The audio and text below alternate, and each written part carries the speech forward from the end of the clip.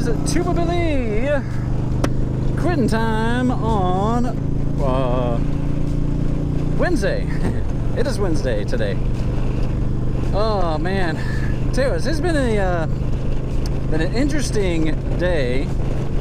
So break my music down a little bit.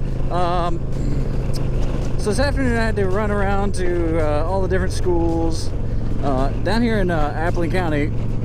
We have 3 elementary schools, which doesn't sound like a lot, but they are spread the heck out. One of them's about, I don't know, 10 minutes that way. One of them's just a couple minutes up here. Another one is about another 30 minutes that way. So yeah, you got a lot of distance between them. So I was running around. When I got back to the office, I looked at my secretary. She had this strange look on her face, like, oh my gosh, help. And there's a lady sitting on the couch on her phone, just kind of just hanging out, talking. I thought it was a friend of one of our coworkers, but I quickly gathered it was not. So, come to find out, she was just stopping in to see if we had any gas. She needed gas, so she can go get her little 6-year-old boy some chips and some candy. It's like, well, we have chips, we have candy, so we gave him chips and candy, but she didn't leave. It's like we aren't a gas station. We don't have money. And I'm not the type of person that's just going to give some random person cash to supposedly go get gas, because chances are they don't do that. But she wouldn't leave. Squatter. She wouldn't leave. And so in the meantime, she has a 6-year-old boy. His pants are on backwards. He had jeans that are on backwards. And it's too big, so they're falling off of him. And he is all over the place, just running up and down the halls, running in and out of people's offices, ripping pictures off the walls. That my daughter colored for, my 8-year-old daughter colored for one of my coworkers. A pretty picture of Elsa. He ripped that down, said this is trash, and poked holes in it. Ugh. But anyway, so I was like, all right, I'm going to occupy the kid while whatever they figure out something to do with this lady, the mom. They ended up calling the children's home, because they're from the Baxley boys' home. That's where they're staying, I guess. We called them. Turns out that they weren't supposed to leave. They were scheduled to go to town on their van, like their transportation, tomorrow. But she said her boy was up all night screaming for chips and candy. And so she just left. But she didn't have enough gas. Like, so knowing you don't have enough gas, she also had 63 cents in her purse. She was gonna go get her son some chips and candy with not enough gas to get there and back on 63 cents. I'm like, are you kidding me? What's this doing?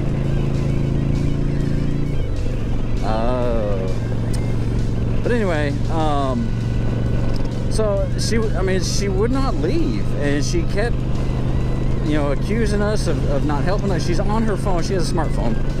She's on her phone the whole time, talking to different people, saying, I'm trying to get some gas, but these people won't help me. It's like, lady, we can hear you. But I'm following the son all over the place. He's going upstairs, he's going in people's offices, taking stuff off of other people's desks. It's like, whoa, whoa, whoa, whoa, no, let's leave that there. Leave that there. And so I printed him out some coloring pages and gave him some of my my stash of coloring pencils. And the first thing he does is he takes the box and just rips it in half.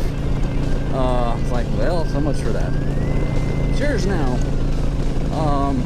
But anyway, like, he's 6 years old. The boy couldn't talk, which, you know, maybe he's got a learning disability. I don't know. I was around him for, I don't know, 45 minutes, something like that. This woman, on the other hand, just wouldn't leave. She was just camped out on her sofa in the lobby. It's like, we're not a place you can do that. And so they called the sheriffs to come out and not take her away, but just to check on her, see who she is, where she's going. You know, because people in the office, us, we're not equipped to deal with that. We don't know. I mean, we don't have the training. Oh man, but that was interesting for sure. I was gonna go back and just take a rest because I'm tired. I didn't sleep at all last night. So much for getting rest. She finally left, went back to the children's home. She got, like, we told her, look, you came to town to get your kids some chips and some candy. You got chips and candy. What else do you want? She said, I have two, oh, what did she say? 2 dashes of gas. I was like, what? I'm down to 2 dash. What? 2 dash? The only thing I can think of is I had an old GMC Astrovan. Then instead of having a gas dial, it had like bars, and as you went through gas, the bars would disappear. So when you got down to low, there's like, you know, 2 bars of gas left, which, you know, should be still enough to go to town, get candy and chips, and go back to where you're staying, but not with 63 cents in your pocket. Like, what was your plan? Just to hit up every church and every building along the way? She thought we were a church. Because, you know, our building is just a big white metal building. Even though it says Appling Ag Center. She said she thought we were a church. So that's what I came into. I don't know how long she had been there, but she left pretty quick once the sheriff got there. And he basically just said, hey, I mean, what are you doing? What's your plan? And she started, it's like, all I wanted was some gas, and these people aren't helping me. It's like, that lady's being rude. I'm like, wait a minute. We gave her a Pepsi, we gave her bottled water. I printed out a ton of coloring pages for her kid. I was entertaining her kid. And I'm like, wait a minute. So she finally left, and I guess went back to the children's home because she didn't turn to go to town. But yeah, I don't know. I couldn't. And so the point of this story is, this is the experience we had, but the reason this happens is this welfare state that we have created, that the politicians have created. People are dependent on them. Oop, and there goes my gas. Switch to reserve tank, and there we go. All right. So I've got about 40 miles. I'll just have to get gas in the morning. But anyway, this is a welfare state that the politicians have created. People have become dependent on their food stamps, dependent on welfare, to the point where they don't want to better themselves. They don't want anything else because they have what they need and they feel entitled to whatever they want. So they feel like if they just show up at a building, at a church, that they're entitled to your help. Now, is that the Christian thing to help them? Sure. But that old adage, you know, give a man a fish, you'll feed him for a day. Teach a man to fish, you'll feed him for a lifetime. So, I know at my church, this is me personally, because I'm the bishop for our church in Jessup. When people come and want a handout, I don't give it to them usually. I'll sit and I'll meet with them, I'll talk with them, I'll counsel with them, find out what other resources they have. I'll connect them with other community organizations, community people that I know can help them long term.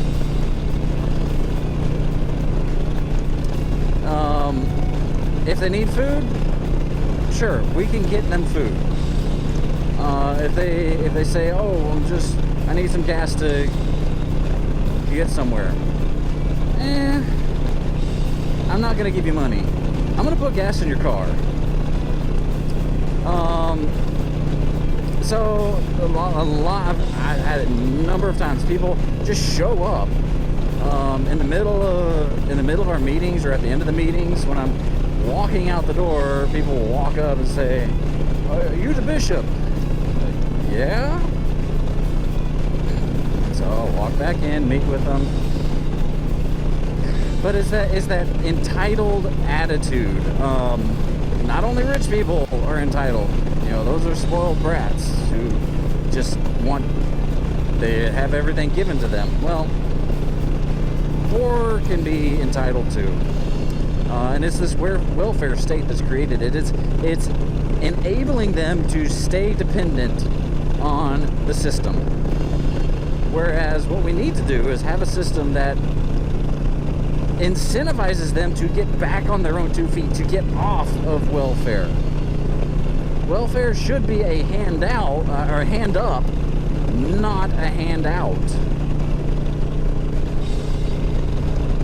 And I know this isn't the case with everyone, but you know, I know there are those who their attitude is, you know, you just need to get on welfare. Like a girl in my high school class that I taught, I think it was year before last, basically just said, I don't need school, I don't need school, all I need is to find me a man, get on welfare, because then they'll just take care of me. I'll have everything. What? I mean, why is that a goal, to get on welfare? I mean, they haven't been taught anything else. They haven't, they don't have any aspirations. So, and it comes down to the parents, to the community perpetuating it. So, yeah, notice this whole time I have not said anything about race, because it goes across all races. I know white people, black people, Hispanic people, Asian people who all abuse the welfare system. I also know white people and black people and Hispanic people and Asian people and all other nationalities who legitimately need temporary help on hard times. That is what the system is for. That is what welfare is for, to help in temporary hard times. Not when you just don't want to get a job. Now, disabilities, that's a different case. And I'm not talking about disabilities. I'm talking about the ones who just, their entire goal in life is to get on welfare. It's sad.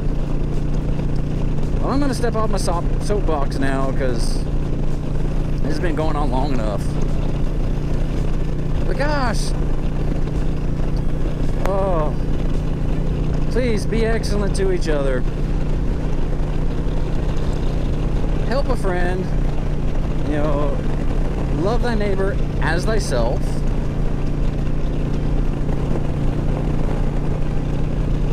help them up. Don't just give them money.